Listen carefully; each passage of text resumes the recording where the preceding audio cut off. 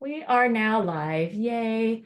Okay. And then I'm also going to record on the computer. Let me do that because I always forget to do this. Okay, hi. Hi. Hello, if anyone's watching. Welcome to Thinky Feely Tank. We usually do, I put the agenda in the chat, and I think we do this thing where we like open up the Thinky Feely tank. I'm kind of excited that you're here actually, because like I was thinking, because like it's an opportunity for me, or hopefully me and Lambshift, to like try to explain what we do here to someone who doesn't know, and then it's might be helpful to hear how you hear us, or like what you think we're doing, because I was gonna say we've been struggling to, not really a struggle, but like we were trying to write a description for the Thinky Feely tank, like what it is for our webpage. So, but anyways, okay, let's just start. So, So we read this incantation that Splash wrote, that we've been reading. It's on the thing, so I can just read it. So we gathered and entangled, feeling and witnessing, evolving, we gather and entangle, we arrive and center. To whirl together in our deepest presence, we can manage. We suspend our self-coercion under dominating structures, such as time, and any categories we may have been assigned to, and any other commitments we may feel bound to. And then if there's anything we want to add. We speak with the world in confidence and trust. We world to co-create with the universe, which we meet halfway as slits of the diffraction apparatus. And then we usually do this thing that we connect. We want to connect with Oh, you're below me. Oh, you're muted also. Yeah, in my screen, you are above me here, so I'm gonna have to go like that.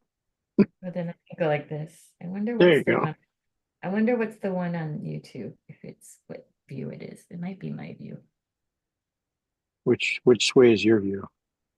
I have a side by side. You are to my, oh shit, like you're to my, if I'm looking at the screen, you're to my left. That makes sense. Yeah. Yeah. Yes. Yes. Yes. That No, side? no. This, the Other other side? side. Yeah. Yeah. This side. Okay, on my side.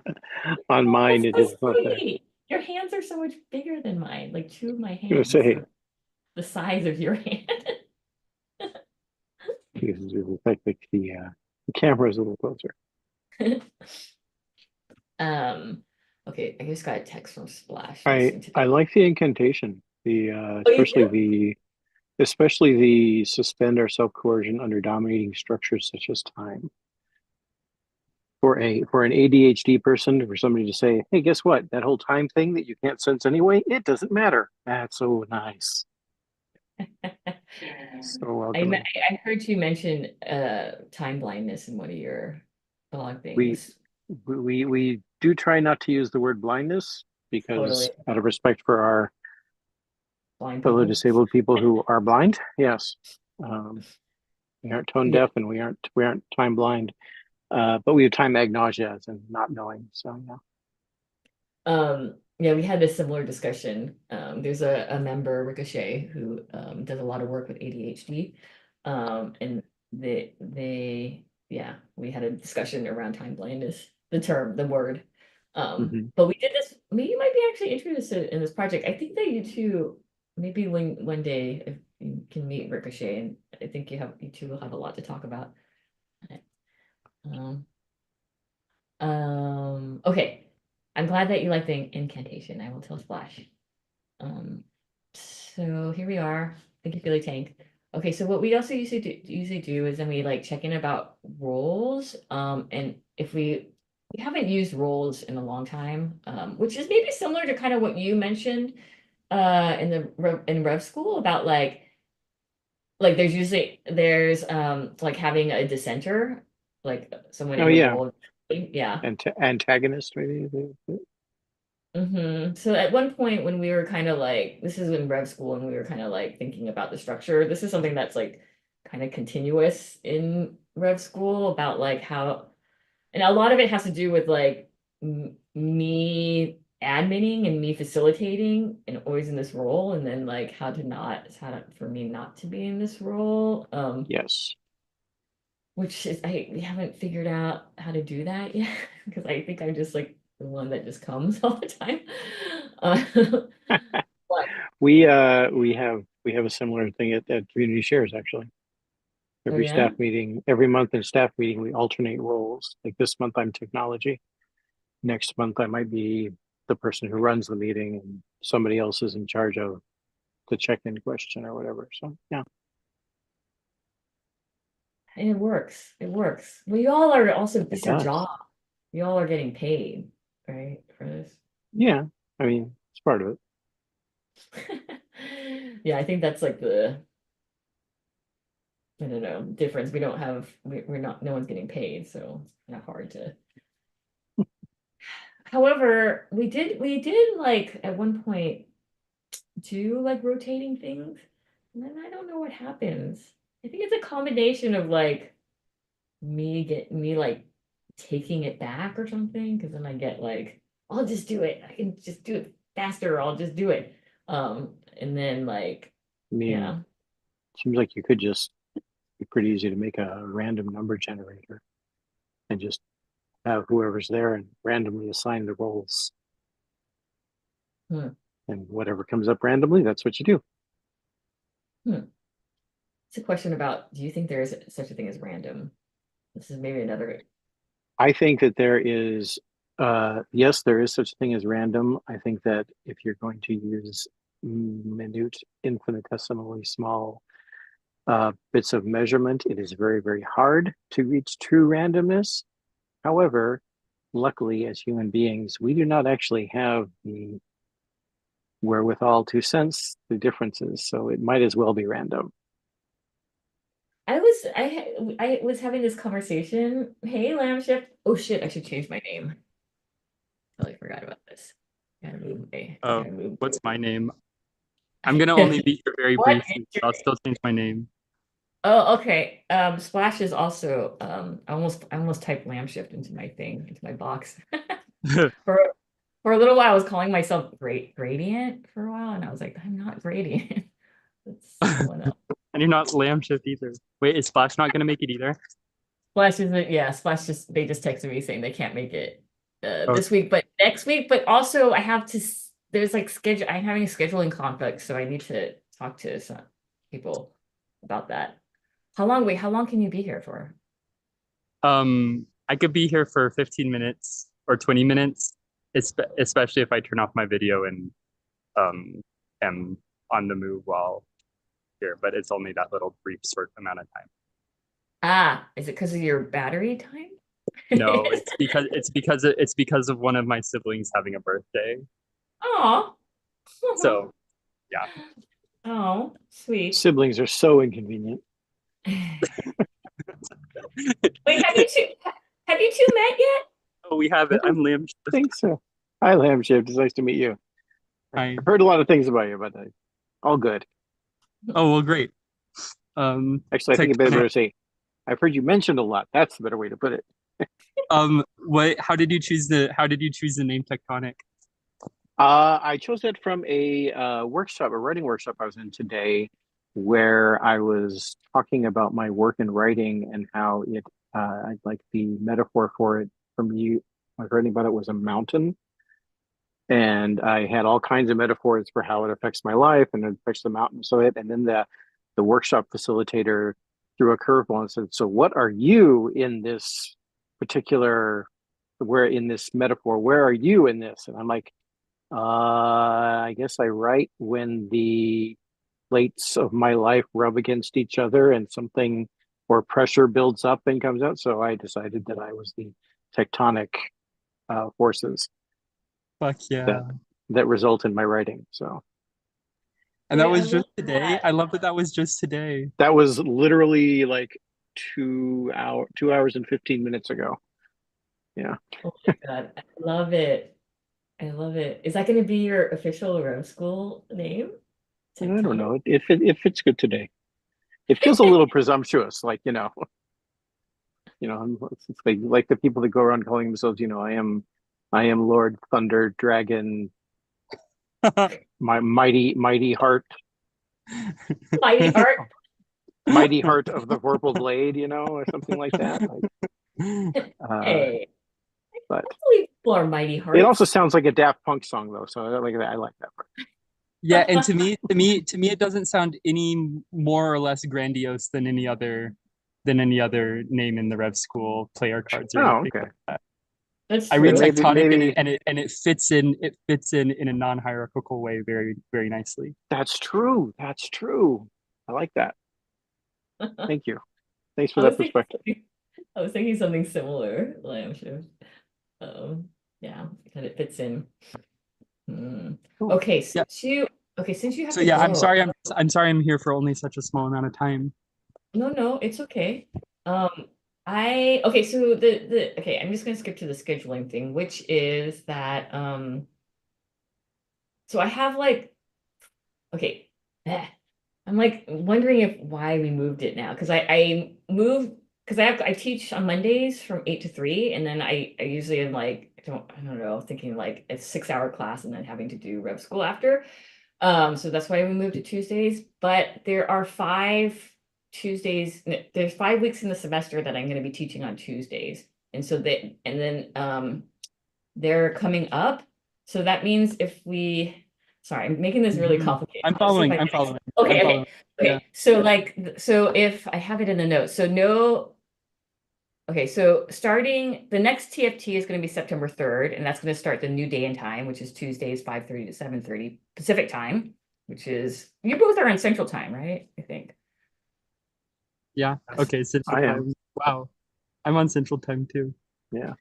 So that would be 7:30 to 9:30, both your times. Okay, so then after the week after that, sorry, I have to look at my calendar.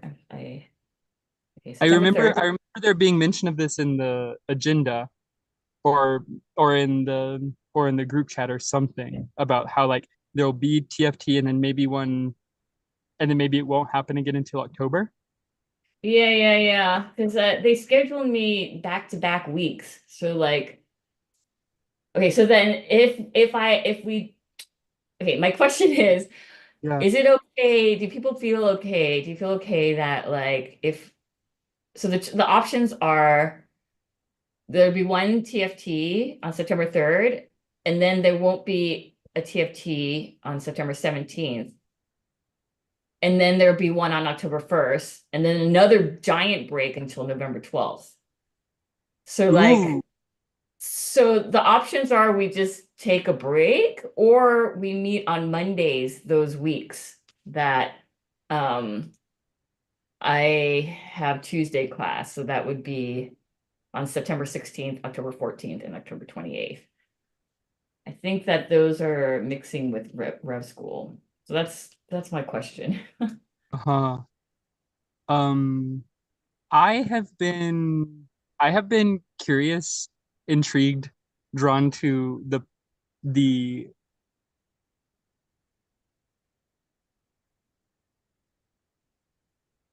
I've been wondering about the I've been okay, how do I don't know why I'm having a hard time putting it this way. I think that sounds good. Which one? Um to okay, The let me break? think. Yeah, having less frequent thinky feely tanks right now. Okay, I also agree. I think having a break because we don't usually have a break. Like Yeah. we've kind of like go. I mean, TFT is new, but Rev School's been going on for 4 years without really a break.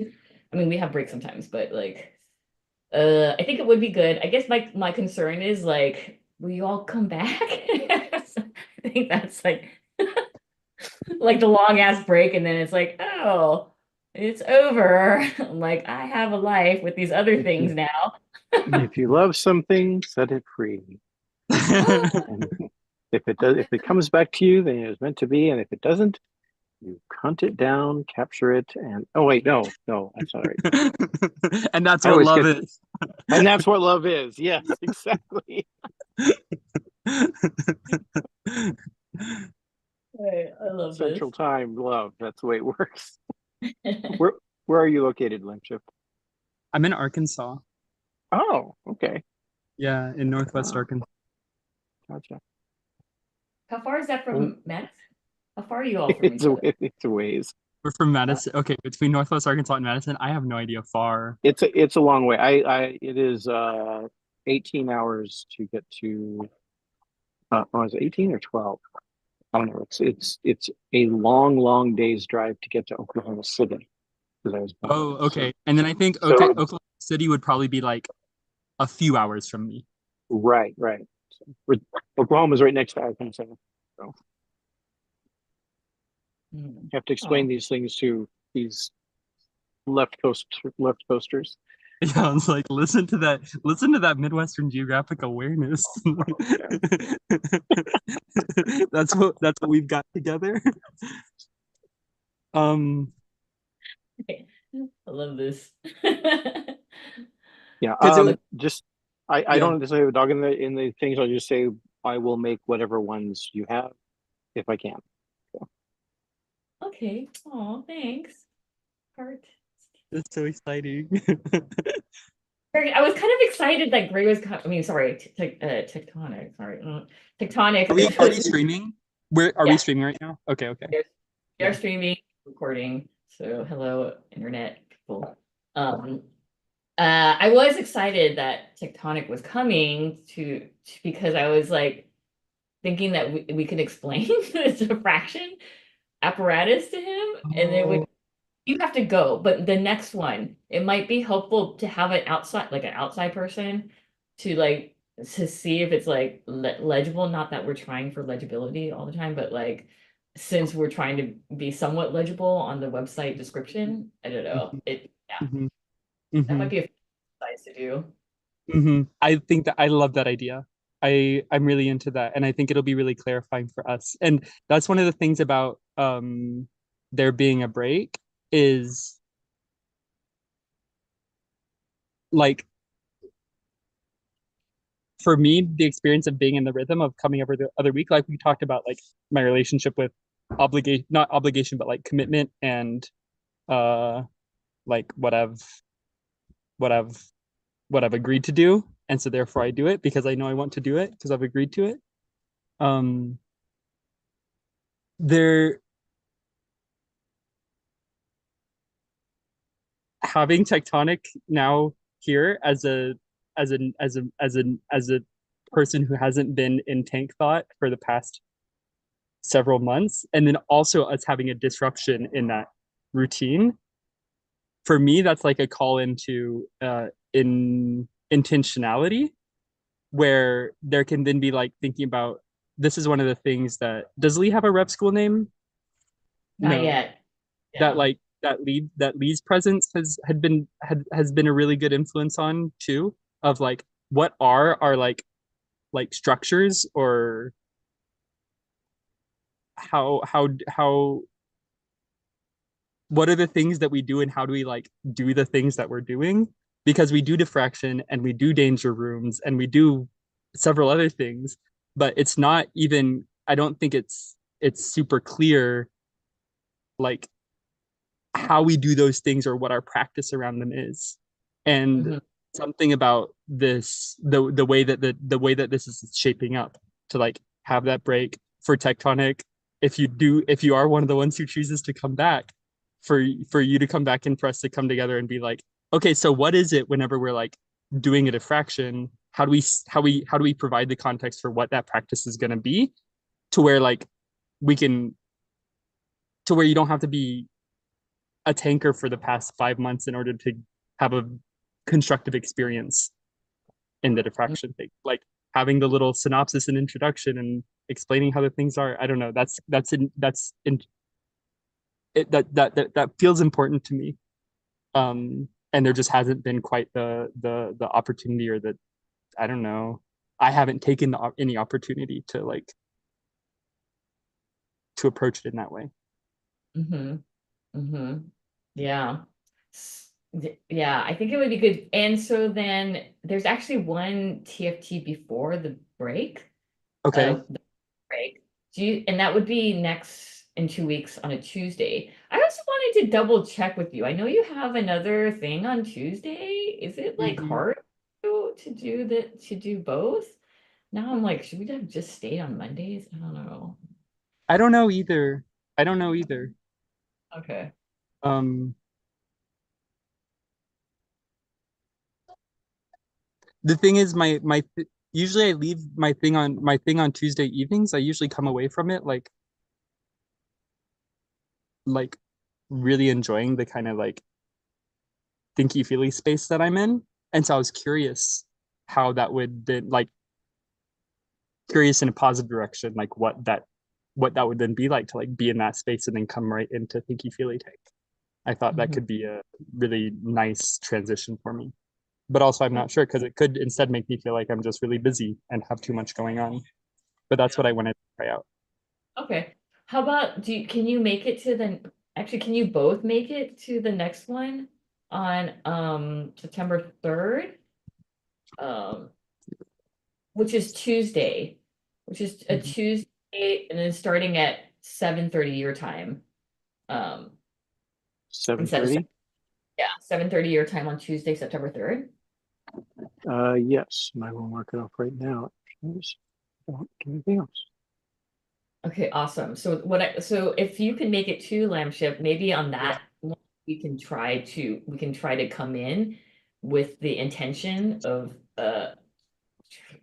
trying to explain Thinky Philly tank and diffraction apparatuses to tectonic. Yeah. What do you think? How do you think of approaching that? One way I thought of approaching it is like, oh, whenever I do a group activity at a workshop, they like explain the activity, they explain what it's about, and then we do it, and then maybe we talk about it. There's another way that's like somebody giving a presentation about how you do an activity, and you just learn about what that activity is and what the reason is behind it. What kind of how what I don't know how to That's gonna yeah, be, I would love, I think the first one option, like yeah. if you would be interested in leading us into a diffraction apparatus, but would it be on the description? Would we be a diffraction apparatus to try to share what we do? I think that might get might get overwhelming, not overwhelmingly, but that feels very difficult for me right now. Okay, maybe we can do both. Yeah. Maybe if it's helpful for you and also for tectonic, like I can give like a very brief like this is what a diffraction is, or like this is from Barad, and also like maybe like I don't know, they don't really go into the double slit experiment, but it is, yeah, maybe I can give like a short, like this is what how Barad talks about diffraction apparatuses, and then so there's some kind of context, and then facilitating yeah. Yeah, I wonder what we'd be diffracting, and maybe it could be maybe let's I'll think on it, and because maybe this can just be thought of as like a little sample thing, just in order to experience what diffraction is like. Or I just can't think I'm having a hard time thinking about what could be like a important thing to do diffraction with. That's what we've been doing sometimes these past few times is with the like thinky feely tank description. Mhm. Um, but anyway, I'll be thinking on that. I don't know if either of y'all have any immediate thoughts. Yeah, But if you don't, we can be in touch in the meantime. I think like the idea of the diffraction, like TFT thinking play tank emerged or originated to kind of like work through the bay stuff, right? And then we were like, okay, we're expanding beyond the bay, and it's about like bringing any kind of like idea or project that maybe is like art science kind of thing, in which we then pass that through us, like as a diffraction thing, kind of like a workshopping, right? Almost. Yeah, yeah, Hmm. So maybe it's something like that. If someone either has something that they want to diffract or workshop or whatever, or something that's like complicated, like something that's not easy to process. I don't know what that. I mean, I will just say that since I've never actually been to a Thinky Feely tank before, I'm going to definitely wait for somebody else to do one then before I do. So Well, hopefully you'll be a slit. Yes. whatever's useful. But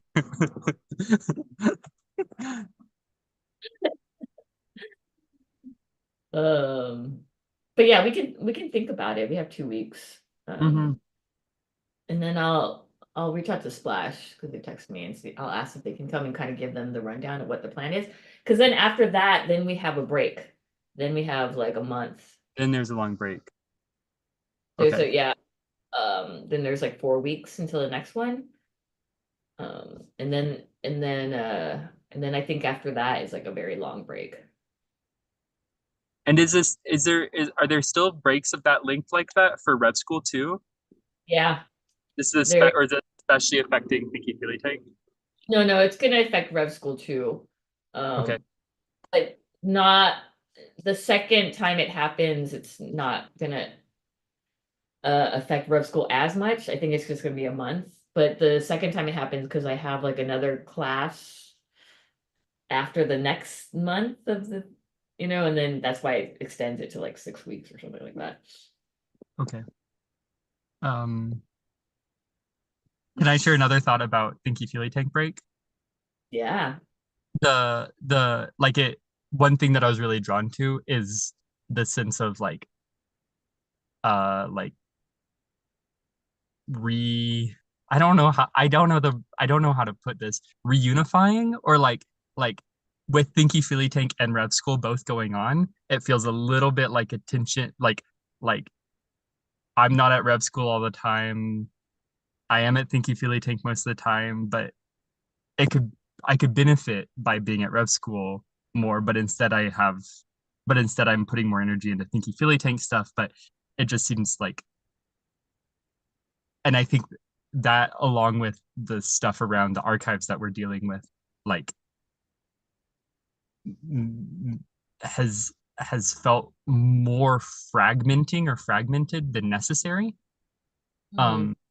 And so the idea of like there being some time where I'm still coming to Rev School and we're not doing Thinky Feely Tank stuff is like a soothing imagination to me in terms of the ways that like kind of regrouping and syncing up and figuring out what we need to do or what we want to do. There's some sense of that fragmentedness in Mm. for me right now. And it's not wholly like negative, and it still is this fragmenting feeling, and the thing that feels like a soothing step to like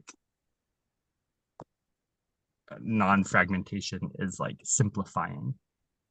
And so Mm. okay, there's Rev School and we meet for Rev School and we talk about how Rev School works, and there's not other stuff going on.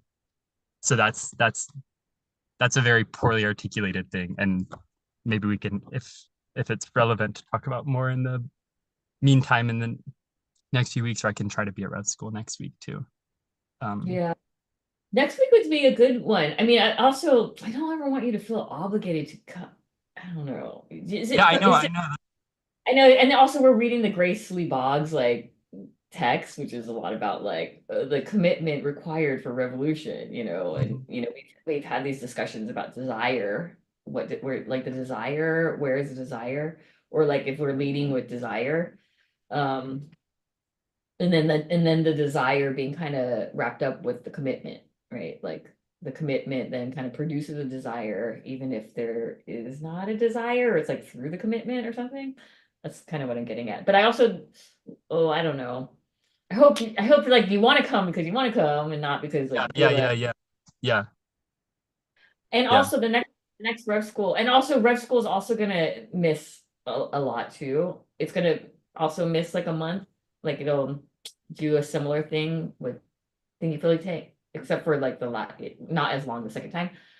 But the next Rev School, I'm actually going to ask Tectonic if he wants to share about open space in Rev School, because I want to.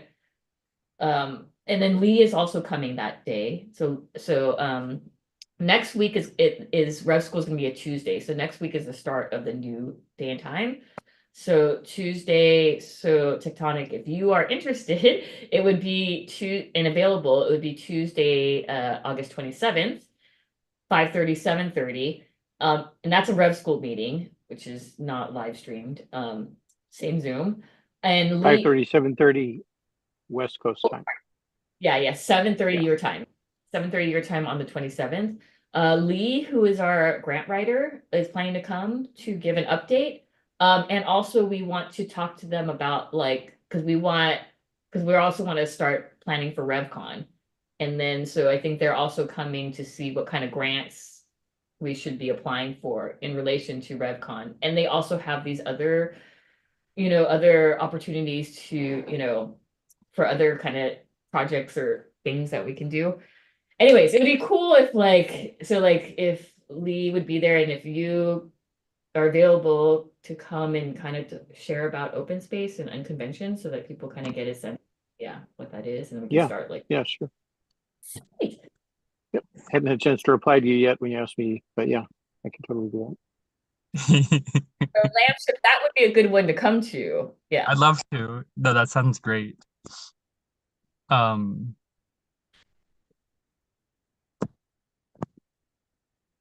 Okay.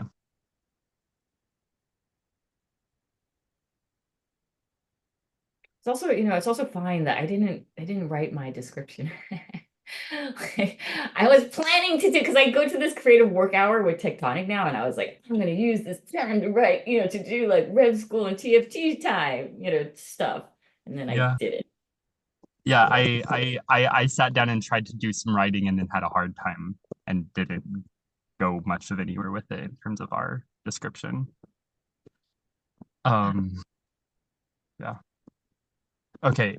I think I'm gonna sign off in a minute. Okay. Well, thanks for stopping by. Yeah. I plan on being at Rev School next week. Sweet. This is and my overall feeling about Entangler about the scheduling stuff is positive. Okay. Just to say in terms of I feel positively about what the next few months can be. Okay. With the breaks. With the breaks. Yeah. The breaks. Yeah, rest can be good. And it'll help me, I've got my stuff around desire and commitment to, that'll be good for me too. I think. Maybe diffract that. What? The desire, commitment. Maybe that's what we can diffract. Something like that. Oh, interesting. I like that. Yeah. Where's the feely part of the thinky? Maybe it's like the thinky feely. Maybe we're diffracting our thinky feels, our thinks, thinkies and feelies. Okay, I need to get an apple. My head hurts pretty bad. Okay, I'm signing off. Bye YouTube, bye Tectonic, bye Entangler's chair. Oh, bye Entangler now. Bye. But yeah, happy birthday to sibling. Happy birthday to sibling. Okay, here we are. Now it's just us two.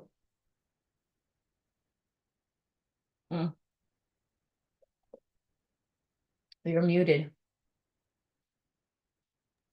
I said, and the entire rest of the internet. Mm-hmm. And Saru has come in to be a part of things. Maybe, I mean, let's see. We can also end early. But I mean, maybe I can explain diffraction if you're interested. Yeah, I'm wondering what that means exactly. So, okay, it should be helpful. Shit, I don't even know if I can. Okay, So there, Saru, why are you so cute? What is he trying to do with his paw? He wants me to stop scrolling to look at the thing on here and pet his stomach. That's so cute. Why is that so cute? Okay, so let me see. Okay, so this diffraction is a phenomenon. Let's see. Hold on. I'm gonna get the text. This is the Barad. Yeah. So Karen Barad is someone that I reference a lot. They have a book called Meeting the Universe Halfway. They were also a guest on TFT one.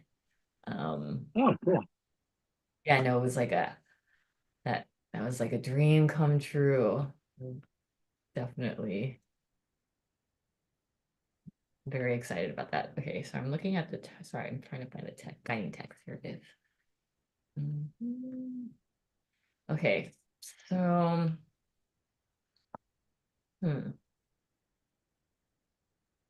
Really? I'm just gonna share my text. Share the text. Sorry, share my screen. Yeah. I can't really talk very well today. My head a little bit hurts. I don't know what's happening, maybe. I think it's the nicotine. Ah. Yes, it's a terrible thing.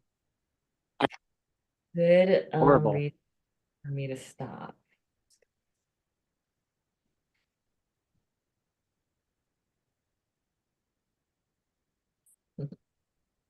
Okay.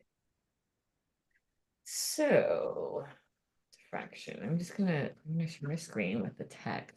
I don't know if this is a good idea, but can you read it? It's kind of small. Yeah, a little small. That's fair. A little more. You don't mind. Anyway.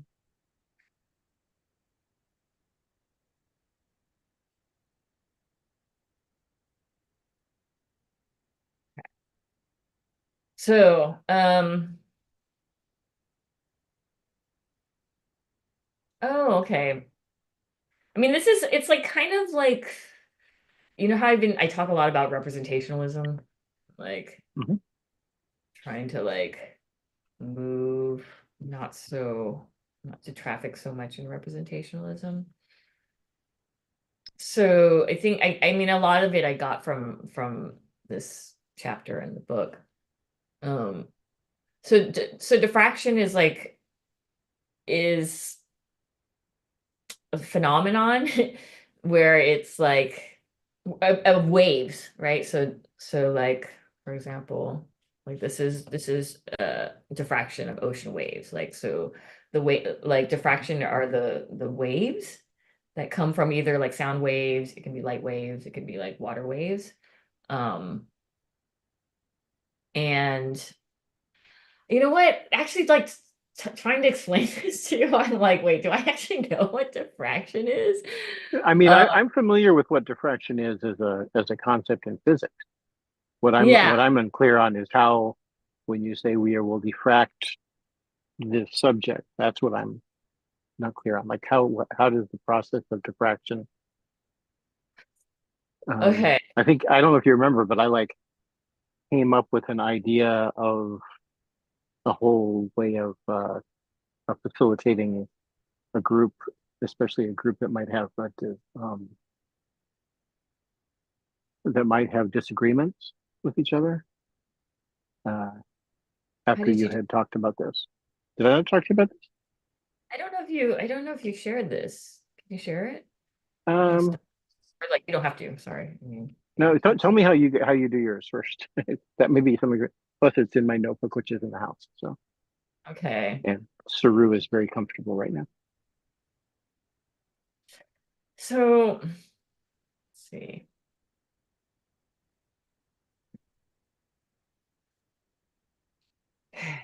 I'm like tempted to just like read this text out loud, but I don't know if that's helpful. Uh,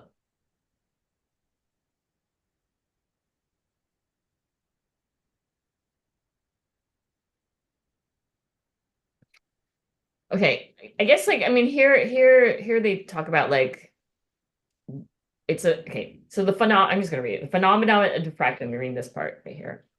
The phenomenon of diffraction is an apt overarching trope for this book. Diffraction is a physical phenomenon that lies at the center of some key discussions in physics and the philosophy of physics, with profound implications for many important issues discussed in this book. Diffraction is also an apt metaphor for describing the methodological approach that I use of reading insights through one another and attending to and responding to the details and specificities of relations of difference and how they matter. So like when waves, so like the double slit experiment where there's like two slits Mhm. and then particles or waves are shot through. If they are waves and they form the wave patterns, and then when they intersect is like when the waves intersect, Interference, yeah. interference, yeah, thank you. And then it forms like this diffraction pattern if there's like a wall in the back. So Barad is taking that phenomenon and like applying it to how we like reading insights through one another.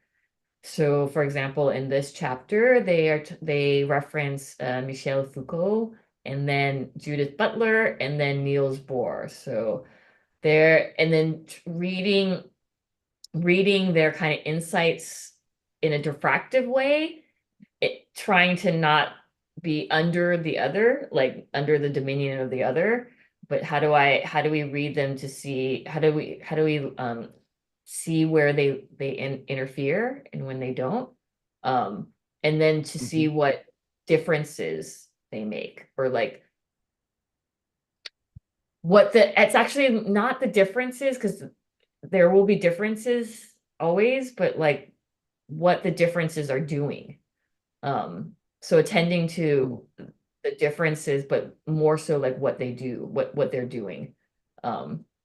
So that's So, kind of, yeah, does that make sense? I mean, I understand the idea. Can you give me an example of a diffracted subject and how, a place where, like it says in more than one subject does that? Hmm.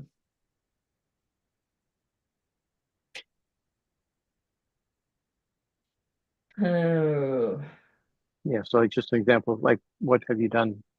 You've done them in the TFT, right? yeah. What we were trying to do is, I'm gonna stop sharing. We've been using, like, okay, we've been using the diffraction. So like the idea of the Thinky Feely tank, which is what we're here now, is that every time we come together, we are forming a diffraction apparatus. So we are each a slit in which data information is passing through. So one thing that we do is in the beginning, when we do our check-ins, is that we kind of say what kind of slit we're coming in today. So part of like the diffraction apparatus is not only the data or the information, the insights, the theories, or whatever we're like reading, but it's also like the configuration of the apparatus itself, so that we have to also attend to ourselves because we're also doing the reading.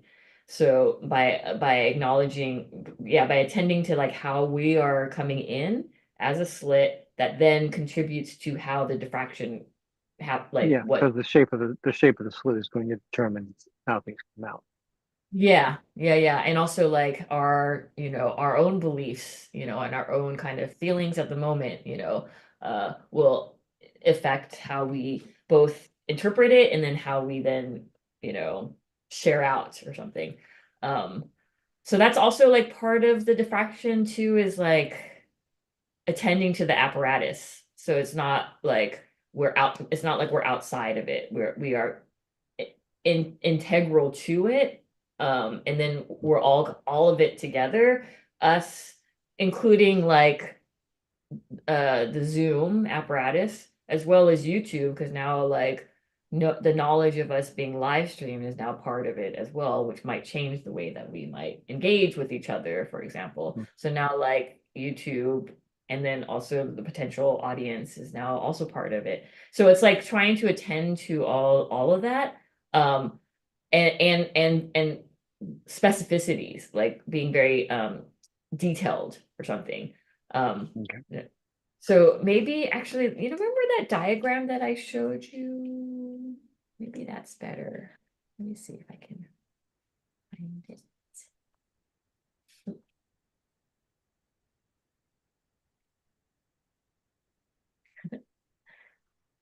so fun to have you in here. It was different.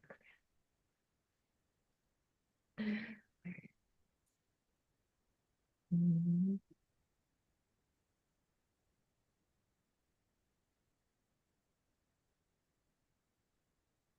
I put that. Oh yeah, it's here. Okay.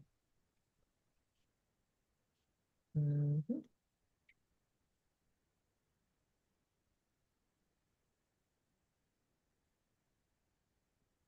Sure. Yeah, that dog just saw it. Whatever it is, he really needs to pay attention to it. Who needs?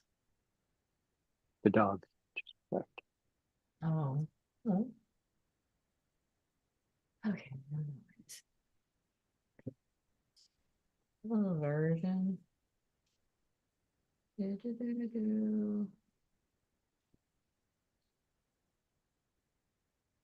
Ah, okay, this is better. Okay, so like for example, like right now I'm like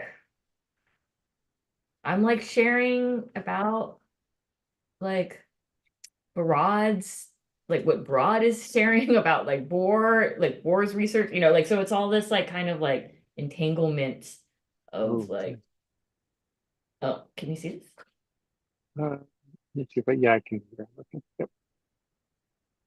I don't know. I think I've shown this to you before. Yeah. Yeah, you did. You did mention it to me. Yeah, yeah. So I think the way that I kind of understand diffraction is kind of like in relation to reflection and representationalism. So offering an alternative to reflection and representationalism, which is I think the dominant kind of like um methodologies that we kind of use in our world. Um so so I think that the way that I understand it is like it in relation to this, so it's helpful for me to show you this again. Um, whereas like, I feel funny repeating this, but I'm going to do it anyways. So reflection and representationalism. So reflexivity aims to acknowledge the tripart arrangement between objects, representations, and knowers that produce knowledge. So like this is how like we produce knowledge mostly in our 5% universe, where there's like these knowers who are reflecting on the world from the outside and then making theories or like representations of objects. So the belief that practices of representation have no effect on the objects of investigation, that we have a kind of access to representations that we don't have to the objects themselves. So like a lot of how I think about diffraction and like also performativity is kind of like countering this type of knowledge production, or like, where we do acknowledge that our practices of representing actually do affect the object. They're not like some removed thing, but they actually script it and change the object. Whereas in this kind of in this world making, it the belief is that acts of representation don't affect the objects. And then representations are like the belief that, words, concept, ideas, and the like accurately reflect or mirror the things in which they refer. So that's kind of I Right. guess the crux of representationalism. Looking at the diagram, the red lines over on the diffraction side of things, those are the marks that are left on the wall from the objects that have come through the. Is that what they're representing? Yeah, this is the red is where they intersect, as you said, when they Right, where the lines. Okay, gotcha. yeah, so like here, you can't really see here, Yep. but these yeah, yeah. So Okay. then they intersect like like they talk about this in like ocean waves. It's just like it's a stronger, like if you're standing on a deck or something, you would feel the intersecting waves more, where the other ones cancel out, and so the energy or whatever is lessened.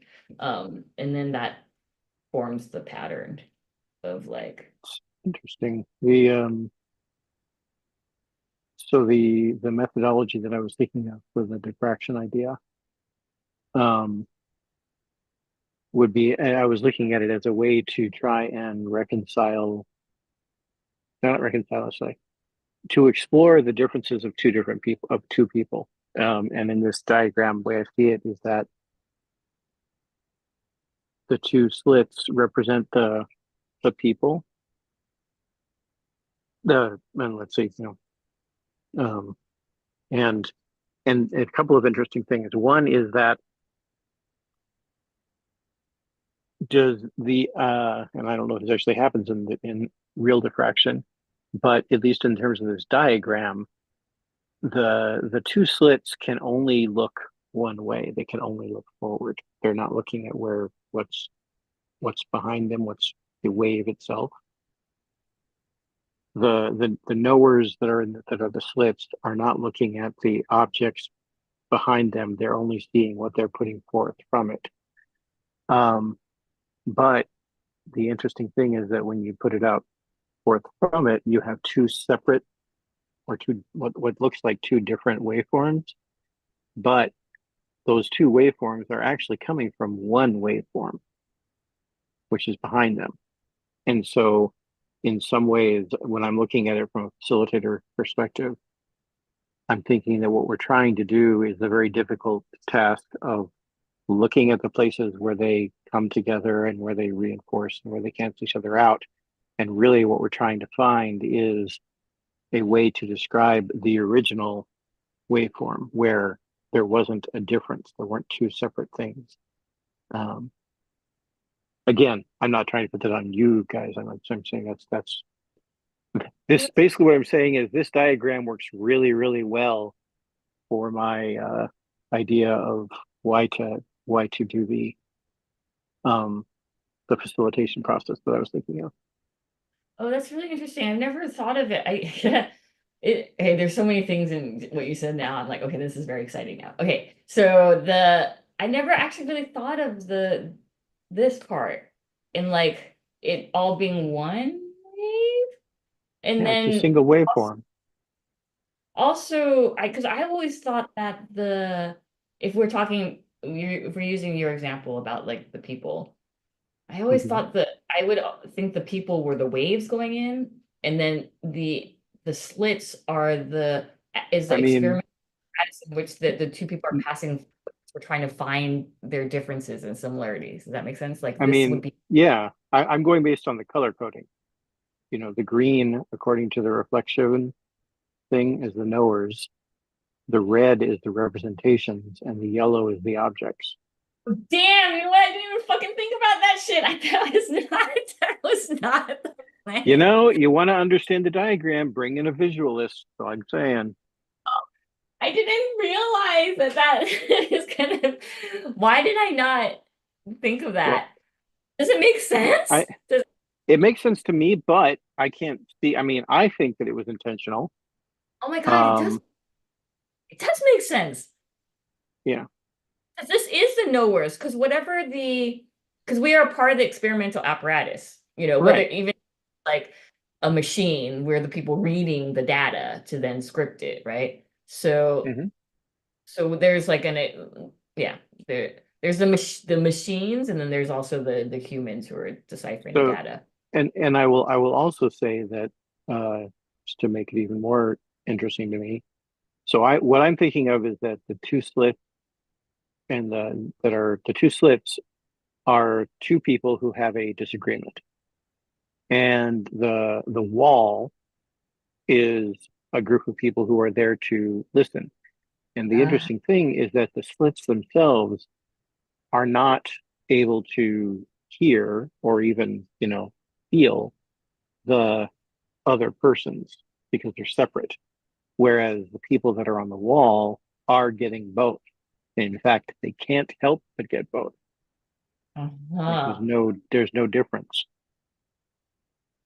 This is really interesting. Okay. So that makes sense because because there's these two people, like say this is two people, right? They are fed or whatever, receiving the same information, correct? Which is Well, this. I think that that I'm getting a little more metaphorical there in that I'm saying, so this is kind of like for most people who disagree violently with each other, in reality the two disagreeing perspectives are part of the same whole. Like they come from the same system, you Mm-hmm. know? And I don't again, I have just all I've thought of is the process. I have not tried this out in actual situations. Um, I'll just describe it then. So here's the idea that um, you have two people who have some kind of a disagreement about something. You know, the dress is blue, the dress is red, or yellow, or whatever the dress thing was. And because of the fact that this is where the diagram becomes a little bit, and we have imagine that the wall is split in half, um, and and separately each slit would describe their point of view.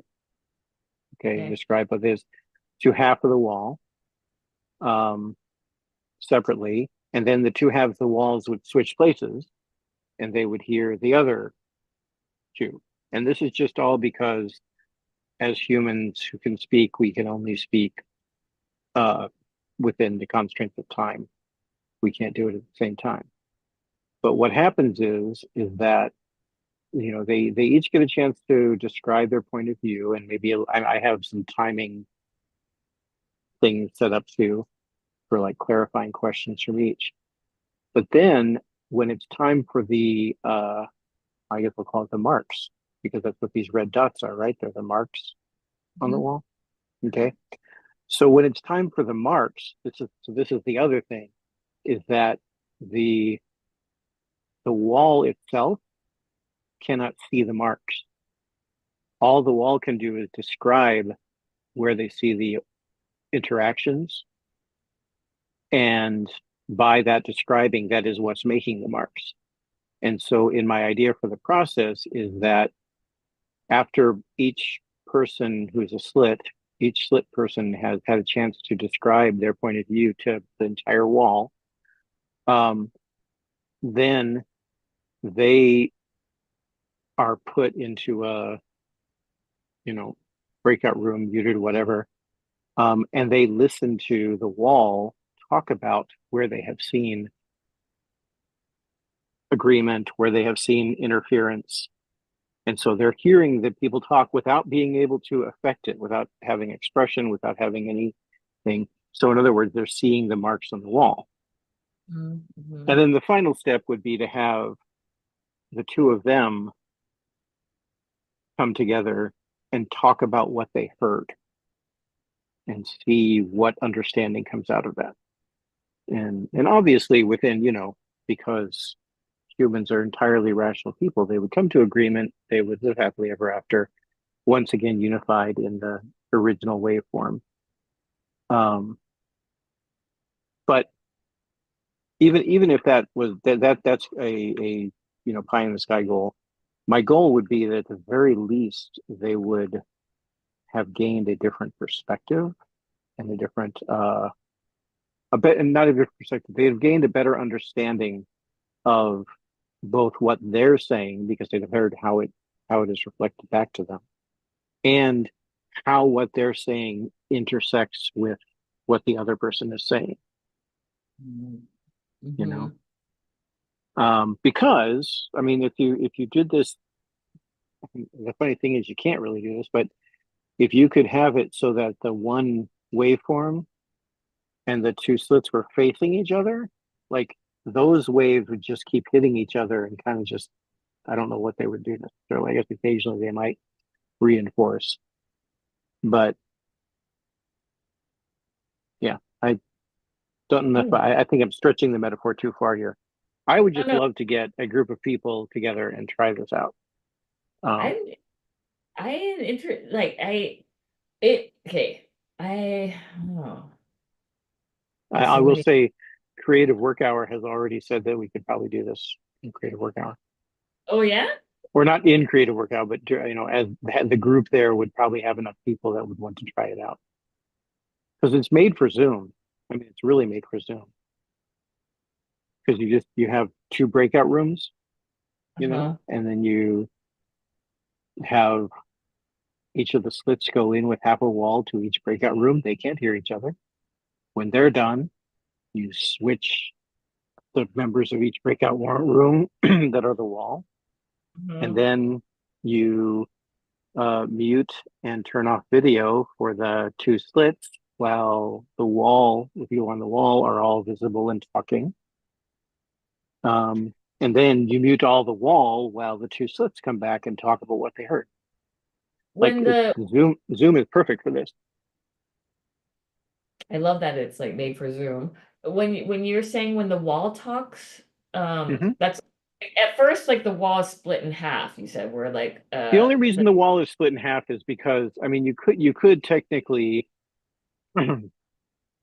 actually, you know what, the wall probably shouldn't be split in half now that I think about it. yeah, because it would get different versions of So yeah, I was gonna say you'll get it. Oh no. Actually, haha, got it. So I remember I did think of this. So when they're in the breakout rooms for the first time, let's say left slit is talking to left wall and right slit is talking to right wall, you record the slit. um, And then the slits have to go off and have some coffee or whatever while we switch the walls and play the recording of the previous one for each wall. is the reason for that because you don't want half the wall to sit around?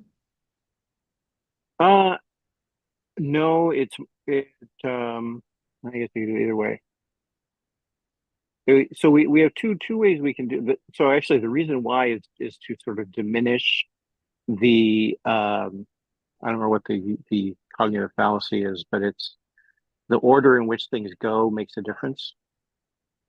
So Uh, the first, if we have just the slits take turns, then whatever effect being first is going to have, it will have it on the entire wall.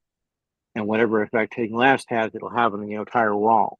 But if half the wall had one person go first, and the other half of the wall had the other person go first, in some ways that's kind of trying to reduce that. It's still going to have an effect on those people, but it mitigates that effect. do you think it mitigates it because it just like makes it more chaotic? Like if it's like because it's so It mitigates it with the idea that the effects would.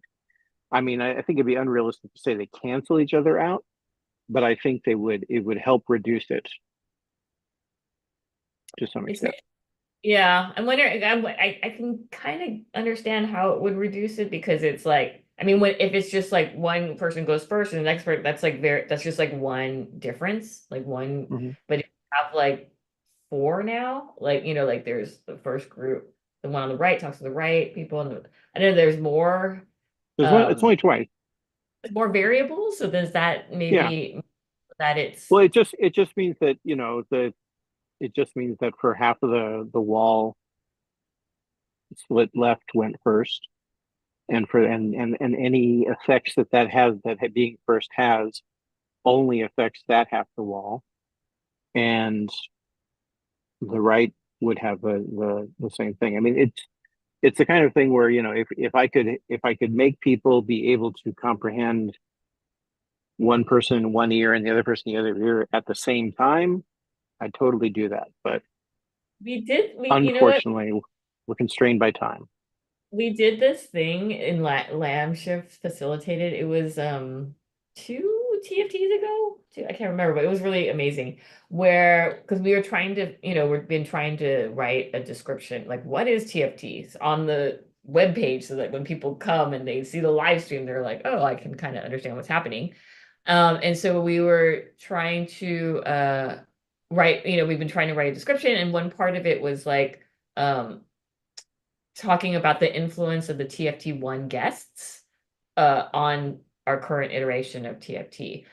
And so what we did was, and then Lamshift was inspired by Gradient, because she did this on the TFT radio show, where we all kind of talked at once, like did this cacophonous thing. And so we did that. So Lamshift did that with quotes. So we all kind of pulled quotes, like our kind of like favorite quotes from these three guests, and then we read them kind of.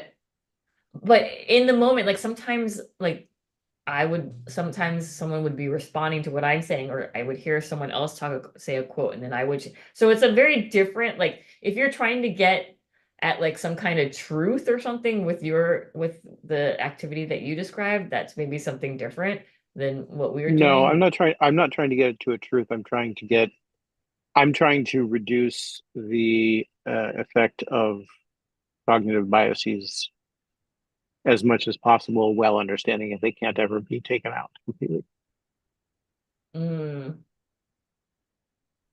Well, that's like a different thing, because like in terms of cognitive biases, I guess I am also like wondering who is making up this back wall? Like who are those I people? mean, How do you choose, and they like are they're well, in this case, I mean, this isn't like a trial or a law. It's whoever wants to be on the wall.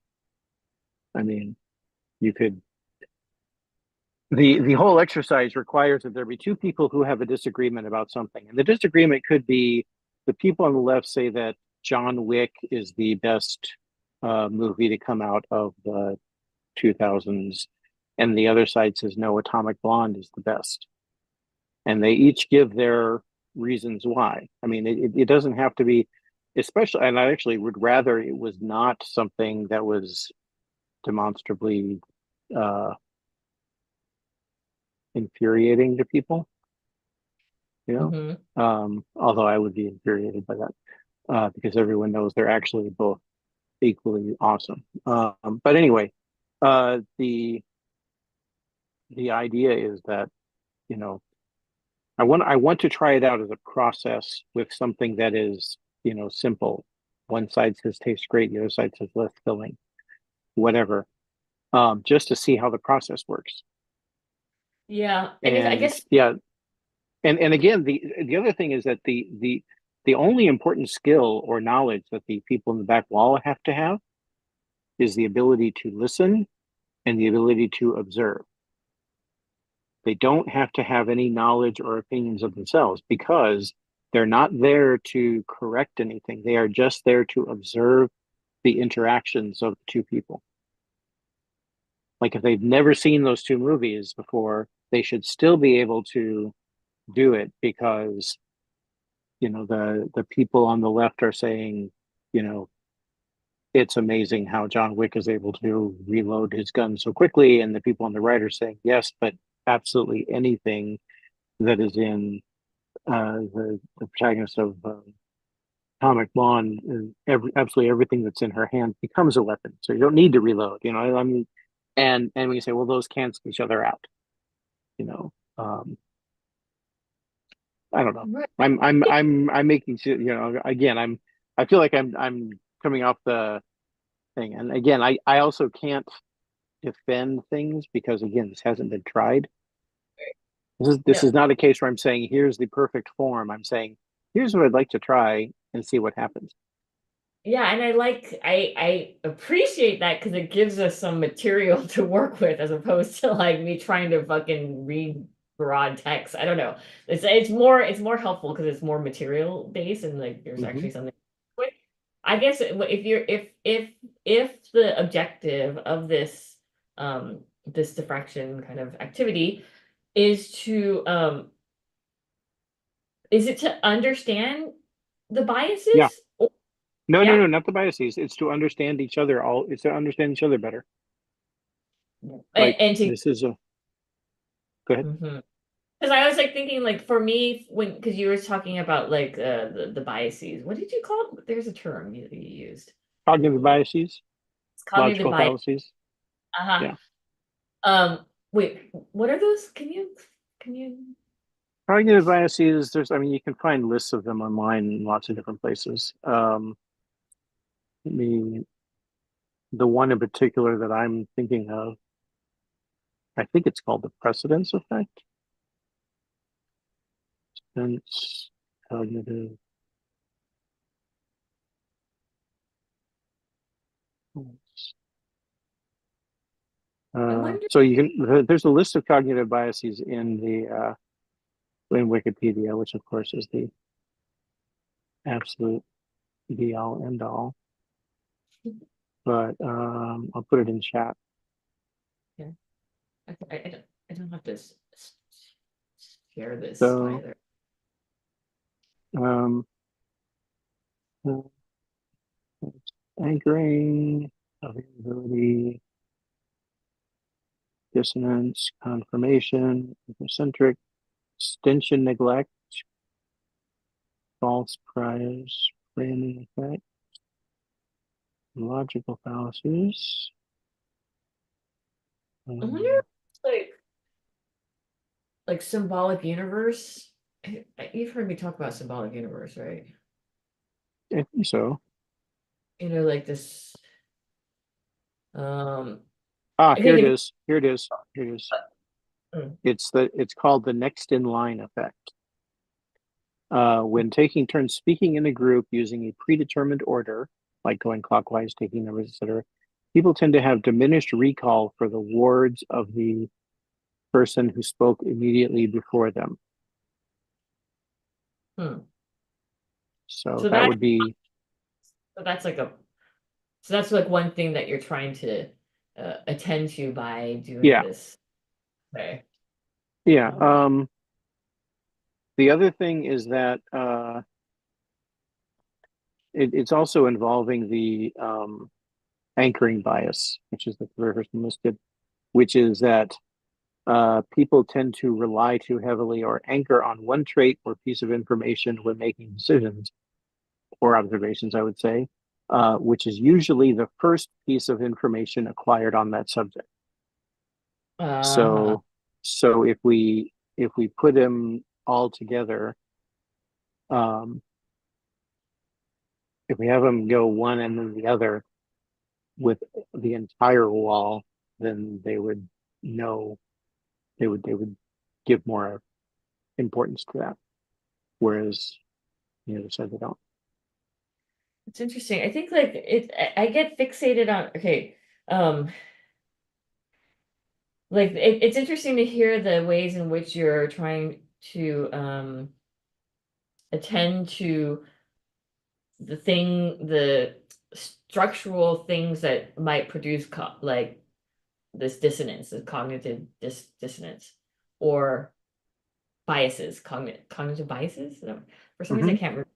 Yeah, yeah, Yeah, and cognitive biases, logical fallacies are within uh-huh. list of fallacies also. The logic is list of fallacies.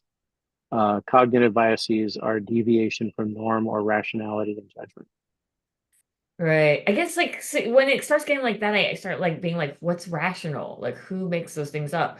Because I automatically go to like the biases come from the ways in which we've been scripted, like our Mm-hmm. ID, which Yes. like, your race, so that in order for people to uh uh work through that, one has to be really aware of how no. Even being aware of it, though, is not going to help you work through it. It may reduce it, but it's one of the big cognitive biases is the GI Joe fallacy, which is the idea that knowing is half the battle.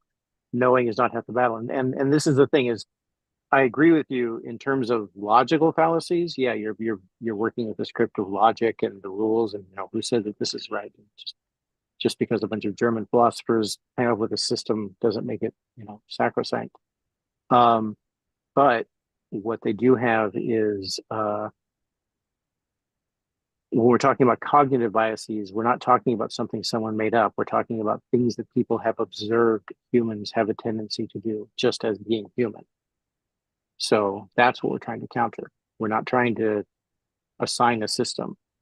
We're saying, we've watched humans and we've done these things where we have different people speak in different orders, and we've noticed that the people that speak second or third or whatever are the person who speaks last is going to be the one who people remember the most and who probably assign the most importance to.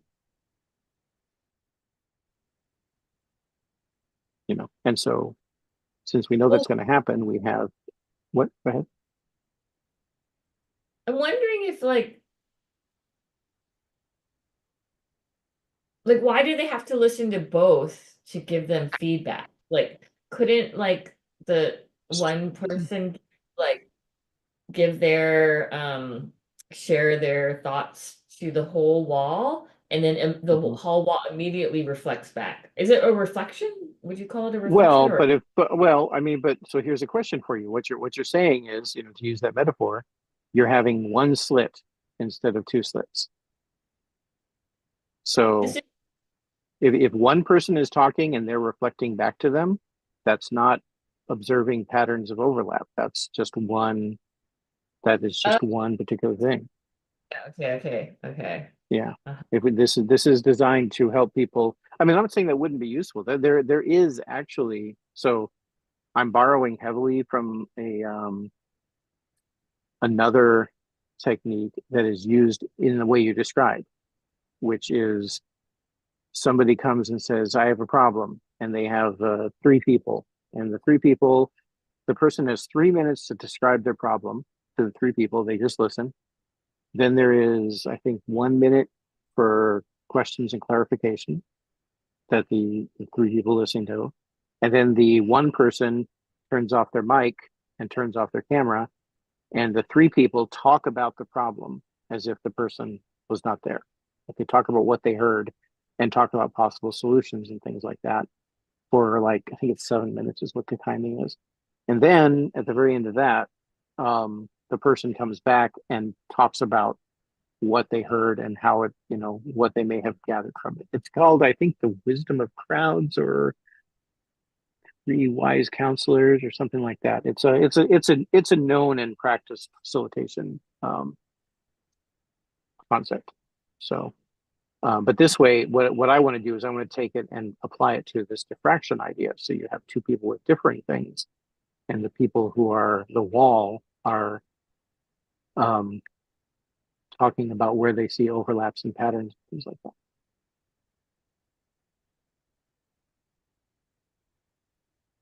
Seems like it's giving a lot of power to the wall. I think that's why I'm like, how is it giving power? It's not the wall is simply relating what it sees. but it's not neutral. You know what I mean? Like, I mean, nobody can be neutral. That's AI right. Can't be neutral. Like a whole different configuration of the wall can say a different thing of where they see the overlap. Again, remember that the objective, the only skill the wall is required to have is the ability to listen and observe. And that's it. But we might observe, me and you might observe different things, Of course. And I mean, you run into the point where there is no way, the minute that you stop making this about particles and waveforms and make it about people and ideas, you're gonna have that. There's no way to get around that. Like it doesn't give the wall any more power than the fact that one slit might be an experienced public speaker who has been talking about the subject for decades, and the other person just learned about it last week and is very passionate about it and never went to never has had any experience public speaking. I mean, it could be either one of those. I mean, if I really want to try and get rid of bias, I would probably have them have to go through a voice changer, and have them not have any appearance, so you couldn't see their appearance, you couldn't tell their tone of voice, But even then, you have the thing of, oh, well, they're speaking English, and the grammar that they use and that stuff is going to still have some effect.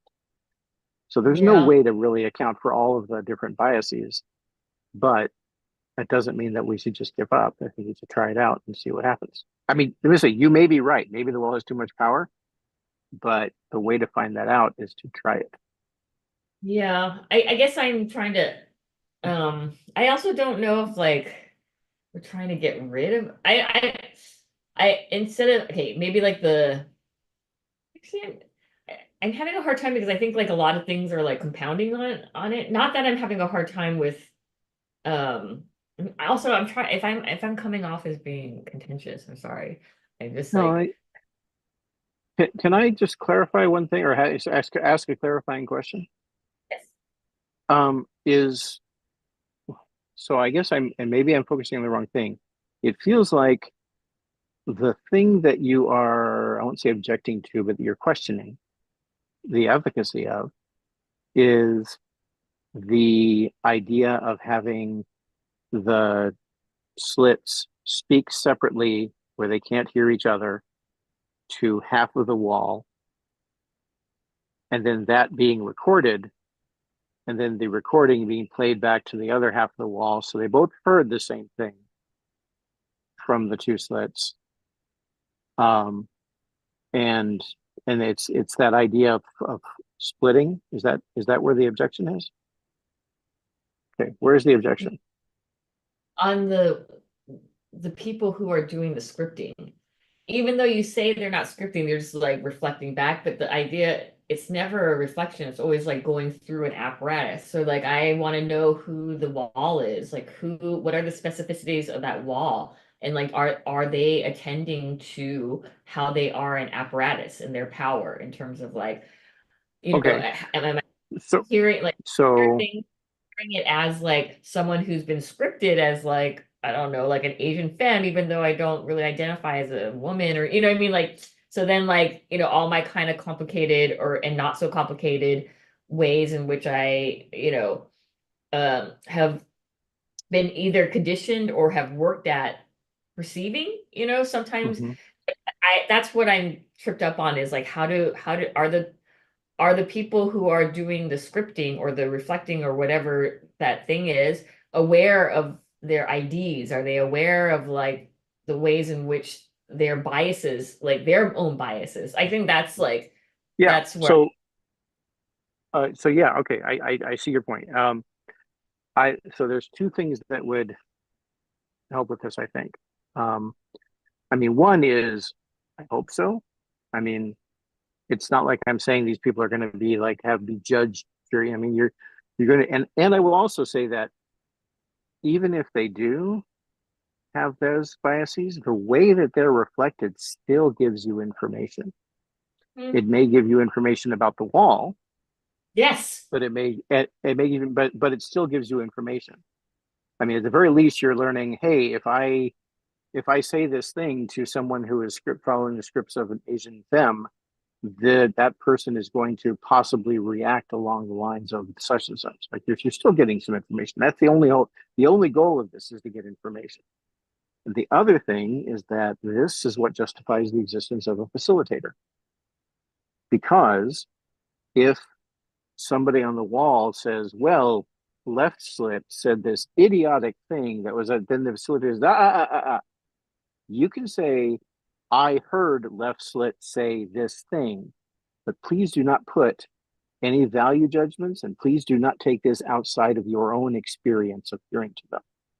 So you're never allowed to say, this person said this. You're only allowed to say, I heard this person say this thing. Because someone else might say, hey, that's not what I heard. What I heard Mm, was this. And then we play the tape because we haven't recorded. So yeah, so it is definitely put within the yes, those are the two ways that I would see mitigating that. But mm, again, I'm also going to say that you know if you're dealing with people, there is no such thing as a unbiased person or an right. unbiased decision. So you're always going to have it, and even if you are aware of it, it doesn't change the fact that you have it. You can try and do it, but it's the other thing I would say is that if you have someone who seems like they have no biases whatsoever, and you're like, wow, this person is just completely logical and stuff like that. The uh you may have someone who is like that, but I think it's far more likely you have someone who has learned how to more effectively mask their biases and the expression of them. Mm-hmm. Mm-hmm. Did you ever, I don't know, and I'm gonna, this may be the point when if anybody's ever watching this, they may throw things at the screen. But have you ever read anything by the science fiction author Robert Heinlein? Mm-hmm. So a lot of people are throwing things at the screen because he has some of his books have been used by libertarian assholes to justify all kinds of things, and he had some very racist books in there too and stuff like that. 100% acknowledge that. I will also say that in one of his books, he has this idea of a legal entity called a fair witness, and a fair witness is someone who has been trained to observe things and relate them without making any extraneous judgments or things like that.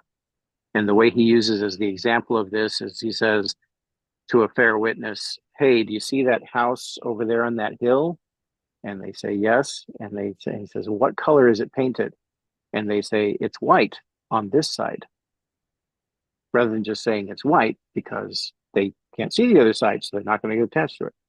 Like ideally, that's the attitude that people would come to with this, but also that was science fiction. Nobody's really able to do that kind of unbiased thing. I mean, we try for that with judges and fail miserably. So, I mean, I think in some ways that's what we're trying to do with here in the Thinky Feely Tank. Not necessarily like a focus of trying to get rid of biases, but to be more specific and contextual. Like how that example, the wall is white on the house is house white is on white. this. Yeah. So there's like a certain kind of understanding that it's not totalizing, like that. So then it's just to kind of have to attend to very specifics and like when configurations change or perspectives change or something like that. So it is, and I guess I'm seeing maybe like the biases as uh like a product or being co-produced from our kind of 5% universe that's like binaries, hierarchies, and capital, also Totally. representationalism, that then produces those biases because it's all like trafficking with it. It's all already categorizing us and putting us in hierarchies and stuff. So of course we're gonna also be like that because they're producing subjects who are then Right. like super biased. And like also So like not like biases, are we trying to get rid of biases? And I also have a question about you like, are we can't get trying? rid of biases. There's no way to get rid of biases. Everybody has biases, and the most you can do is you can try and be aware of them and mitigate them. But you, biases are a product of whatever culture we grew up in. You can't erase that. Like what we're trying to do is we're trying to reduce the effect that they have on things, but you can't really get rid of them on a cultural level. I mean, I'm not saying individually you can't, but even if you did individually, you would just replace it with another bias. Yeah, where biases come when they can solidify, I think, into like an identity or something, and then that identity um can I be don't. like has value, right? Because it's in Yeah. the place within a hierarchical binary bound capital system of production of some sort. But I think we're talking about two different kinds of biases here, because the stuff that I am describing is much more about behavioral characteristics and not identity. Obviously, those two things are related, but I think the other side of things. Go ahead.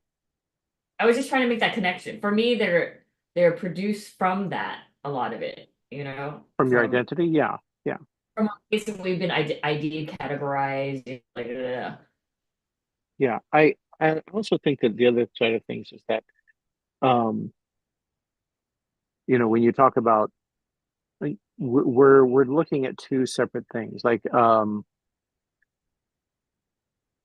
or two separate intentions. I wanted to try and use this as a mode of like very practical group understandings, like for two people say two people within a social group say, we really disagree about this, we would like to hear other people's perspectives on how this works, let's do a diffraction. And then everybody gets together and somebody's the facilitator and they do the thing and they come out of it and they may not agree still, but hopefully everybody has a better understanding of what happened. I will say what would be interesting to me would be a sort of after action report or something where where everybody just gets into a big circle and talks about where they think they might have seen biases or where they might have felt them.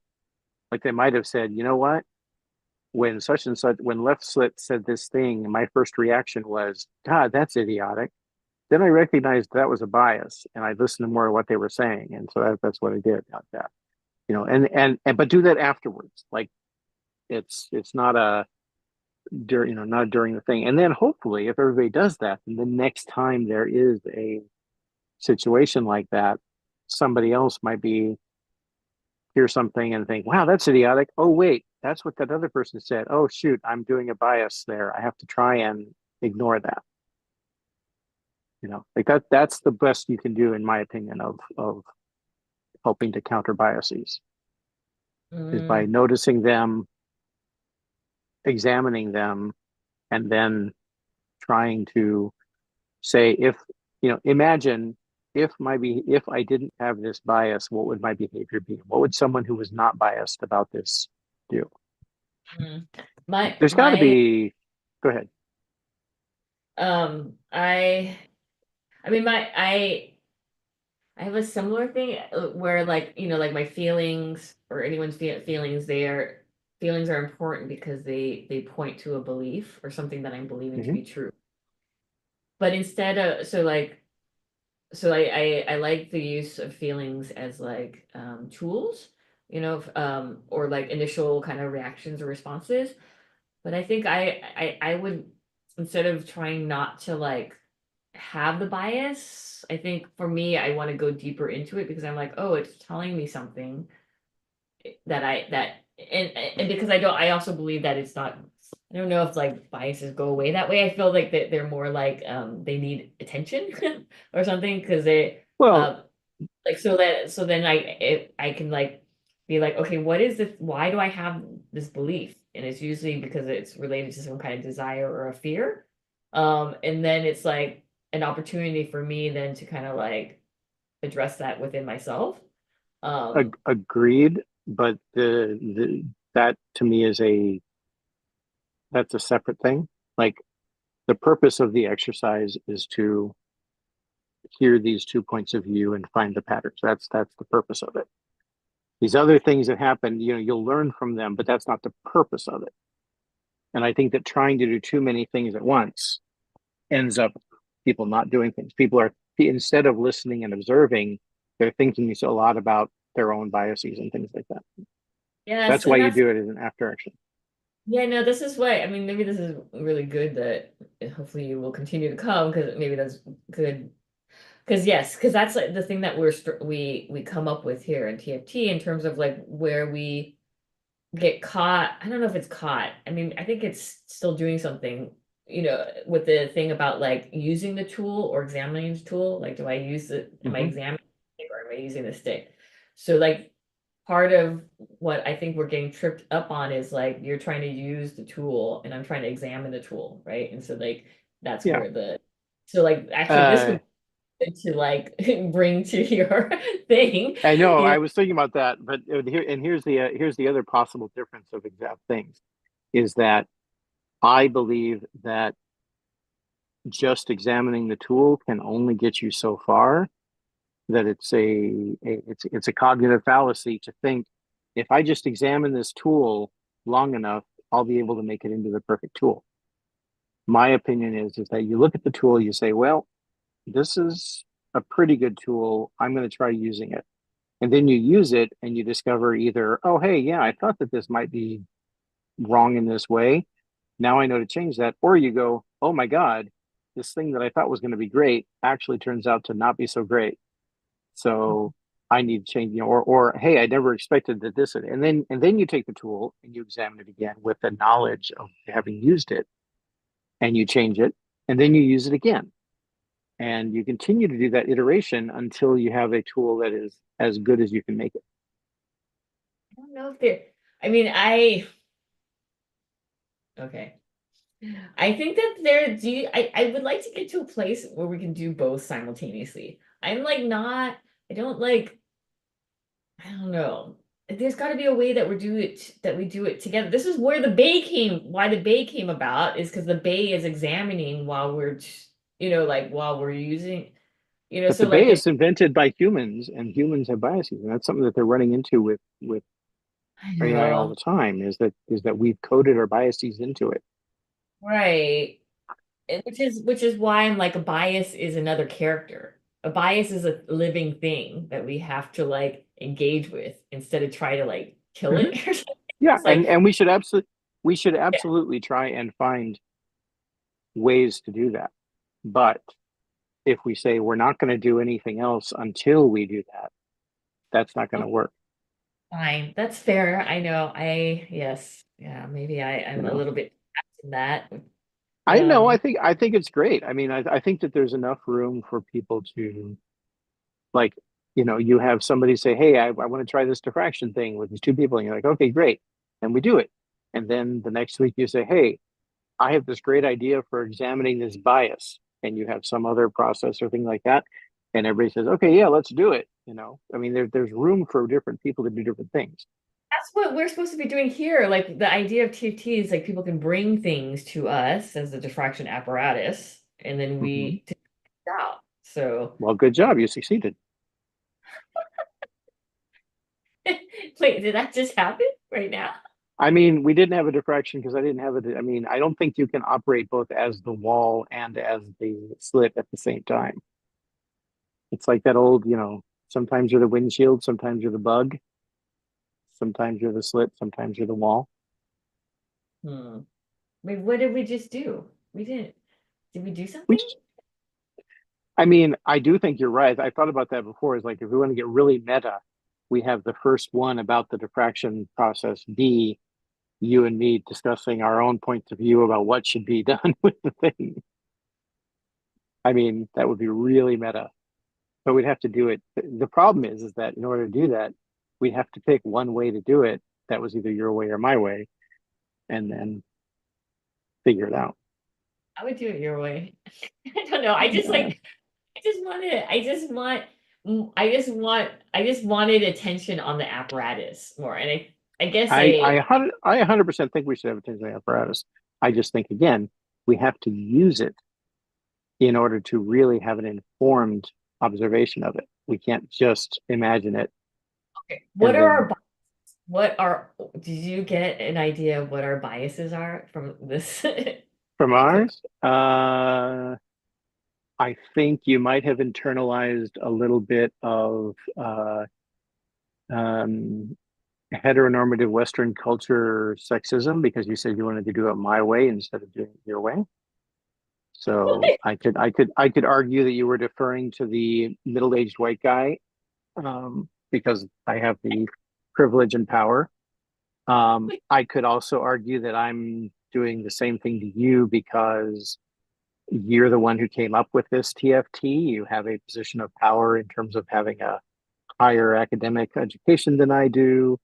This is your group that you've been doing for years. So I'm very much the newcomer. So I'm deferring to you for that reason. oh wow, your biases are way in the apparatus. Hmm. Like mine was that's so funny because like my response was going to be like, oh well, you're biased towards a material engagement, and I'm Absolutely, 100%.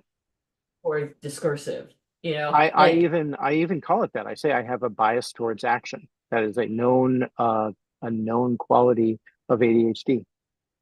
mm, mm, Yeah, yeah. mm. Rather than sit and think things through, we're just like, hey, let's do this. Boom. And But then it's sometimes it works and it's wonderful, and sometimes it really is a disaster.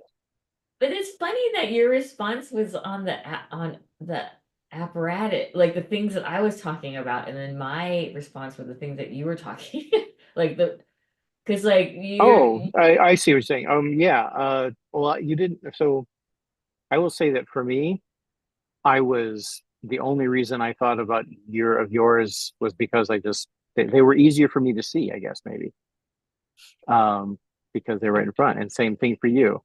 Okay, so where were you biased then? well Where did I you see yourself biased? No, wait a minute. Mine was about myself. no Mine no was no no about, you're me, about both of us, but you went to our IDs and like power and hmm like the basically scripts. this, well, I guess mine is also a script, but you're talking a lot about the structure, like like the power that we hold based on our whatever respective Yeah. things, whether it's like my education or your ID or something. To me that's uh focusing on the apparatus, right? And then Hmm. I was focusing on what was being said. Um like you're more biased towards action and material kind of engagement. I'm more biased towards like the discursive or like Ah, I exam, see. and you're like wanting to use a tool, and that's where the conflict or like where kind of like where we're trafficking in because we're not, which I might mean, seem I would also say that that is a point that I brought up a little bit ago before we started talking about biases, because I said one of the differences is that you're trying to figure out the big picture stuff, and I'm wanting to bring this into a place with actual humans sitting there doing the practice. So, yeah. I do so often you were get just copying me.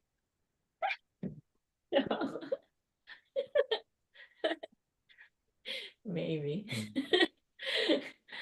I do get stuck on the big picture things. I like and like ontologies or something. I'm like, oh wait, why would that like, and then being like hyper fixated on the assumptions that run through things. Hmm. Which runs through everything, or like the Yeah. things that we take for granted, like, oh, this is logical. Oh, like like stuff like that. And then I'm like, how do we know that's logical? And I do get tripped up on that. So that's like I just bias. And I then I mean, start, why is that important to me? Like to take my own kind of cue, which is like, if I follow my biases, like they're friends or something, they're like, I'm taking you on a journey to tell you, show I, you. yeah. So And I like, mean, I think it, why are you fixated on, not that you're fixated on anything. I'm using that for myself, but like I'm fixated on all kinds of things, but I think that, I think you're right though that is actually rather than try and get rid. So if you get here we go. If you talk about a bias as something that I need to get rid of, you are subscribing to the typical antagonistic. This is something that makes me feel a certain way, therefore it makes me weak, therefore I must destroy it, which is a very patriarchal and toxic masculinity kind of thing, as opposed to the idea of, here's the things that is making me feel this way. Perhaps I should embrace it, explore it, try and figure out why. And I think that we can do that because, like in Halloween, people will embrace their bias towards fear. They take the things that they're scared of and they play with them and they get to know them better and they indulge themselves in them. And I don't know that it necessarily makes you, and actually, I know that it doesn't make you away because I talk a lot about like spiders and how, oh yeah, I'm not scared of spiders, no problem. And the fact is, I'm very arachnophobic. And while I can handle a spider web now most of the time, although I'll avoid it. If the spider is over there, I am able to keep from pulling out a flamethrower and burning everything down. But today, when I reached in my mailbox and I had a spider about an inch in diameter suddenly crawl on my hand, I screamed and threw my hand away and I was like freaked out. Like that spider was going to eat me. So, yeah. And so I can't pretend like that bias is not there. And also, that's a bias I'm not interested in playing with. Like, just no, yeah. keep spiders away from me. It's good to know. I was actually thinking about you today when I was cleaning, because when I clean like a little tiny, a lot of spiders come out because they're like in the. Yeah, don't tell me that. I'm so sorry, but I thought about you. I'm like, oh yeah, like spiders. Good thing to know. But yes, it's in like and this is like actually part of definition of abundance, which I kind of want you to read. Really? Wow, way to bring it around. Which is like befriending. You should be a teacher. You come back, you know, bring everything around to a nice big conclusion. That's some impressive teaching there. Uh, uh, okay, wait, we're live. Be a regular person. I was gonna say something else and I forgot. Also, we You only have say 10. it relates to the definition of abundance. Oh yes, which is like, befriending our self-loathing and the things that we like, as opposed to like, Yes. trying to be positive and like I need to be da da da. But it's about like being able to have a relationship with all of it because they are there. They exist for some reason, so we might as well have a relationship with it. I'm sure there's something that it can help us with or tell us something or right? Same with biases. I mean, Yeah, a lot yeah, of they times, definitely does. yeah. I mean, a lot of times like the biases, come from thinking about like stuff that recently in rev school, like my biases there, like Hmm. with all like whiteness stuff. Which I mean that comes from like some trauma shit from growing up, like so like it Mhm. leads like, oh, it's because I was hurt or something, or like things, I experienced some kind of, you know, things that were unpleasant in relation to like, people who God, this gets complicated. But anyways, yeah. So then I'm like, oh, I need to not need to, but like there's some kind of like grieving or some, I don't want to necessarily say like healing, but some kind of something there that might be worth for me to kind of like have a deeper relationship with, because I don't actually want to script that way. But obviously there's some kind of like hurt or something or relational or trauma that has that initial kind of I have that kind of initial reaction or response. Gets Makes sense. complicated. Yeah. Good. It's complicated because like when I start talking about it, it's like it starts getting into words and ideas like trying to like heal or be, like I don't know, like also don't want to like script it that way either.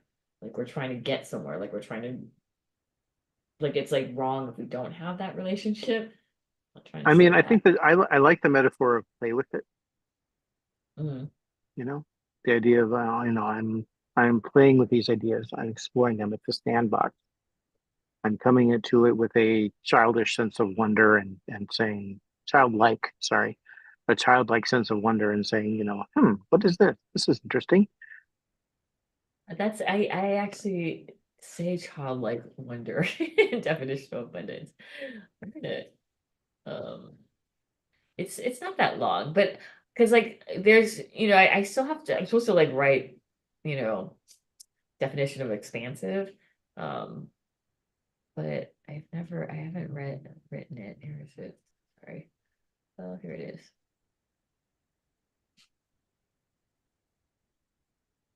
No, if you ever want to read it, putting it in the chat. You think?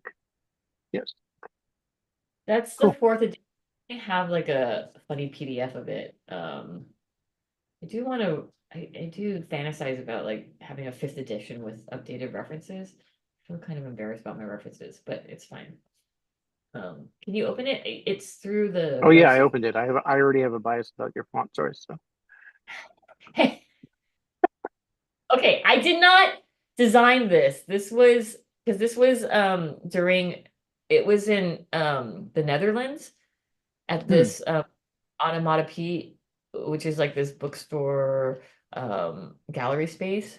So they invited me and Lob to come do a performance, and then they reprinted. They printed a bunch of these booklets, and they designed it, and it was in a Riso printer. Is it Riso? So Yeah, they I'm entirely, it is entirely a matter. And also I'll say that my initial one with the bias for the cover, the initial title page. But I will also say that, and then I'm looking into the body of it, and it's actually really nicely laid out with the footnotes and everything, and easy to read. So there's yeah, a lot of there's a lot of footnotes. The first page is like mostly footnotes. It's like 2 lines and then all footnotes. well, you know, academics have a bias towards footnotes. So. Oh wait, what is your bias? No, I'm saying academics have a bias towards footnotes. And the What's bias is the more footnotes you have, the more valid your paper is. damn, I have a lot of footnotes. Well, there's just Well, because I'm like not saying, here's the other thing, biases are there for a reason. Biases are there because at some point they help someone get out of or survive a situation.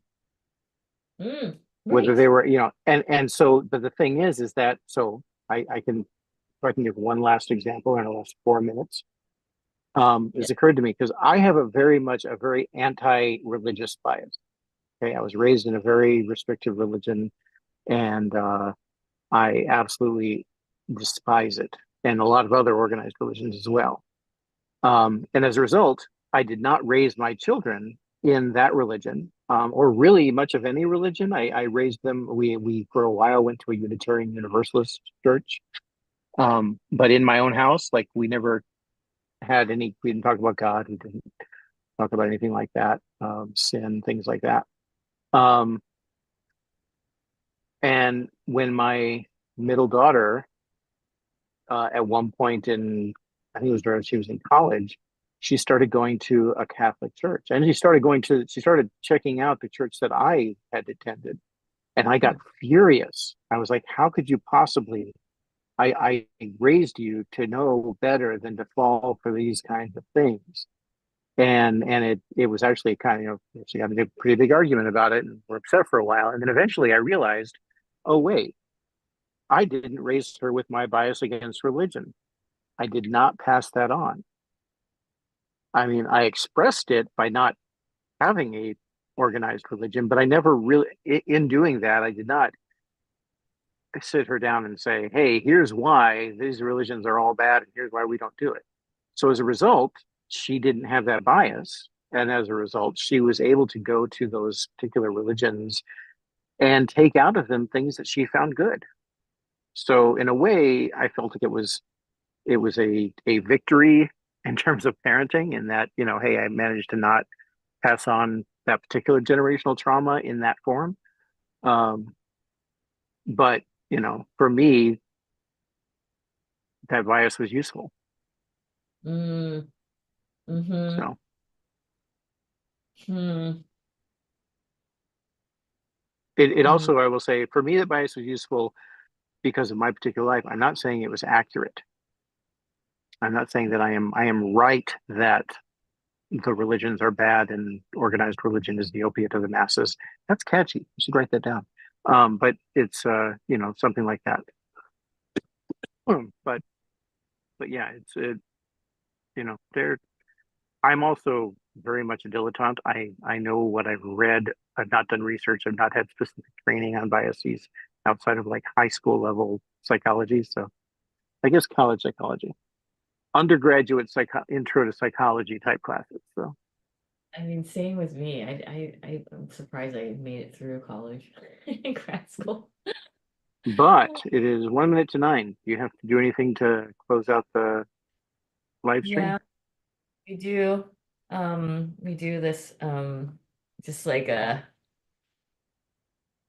me. Are you on top of me? I don't know. I don't have my self view on. Where do I look like I am at you? Where should I put my hands on the screen? Hello. I'm underneath you now. Okay, so you want me to be down? I guess I should look at myself to see.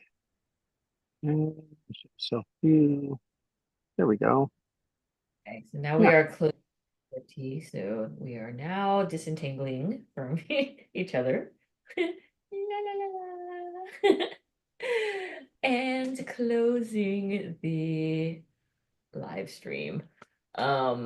Wait, but I want to talk to you. Can you have a minute after I? Yes, but you also need to stop recording. I know. I need to figure out how to do this. Da, da, da, da, da, da. Upper right corner, it'll say recording. Oh.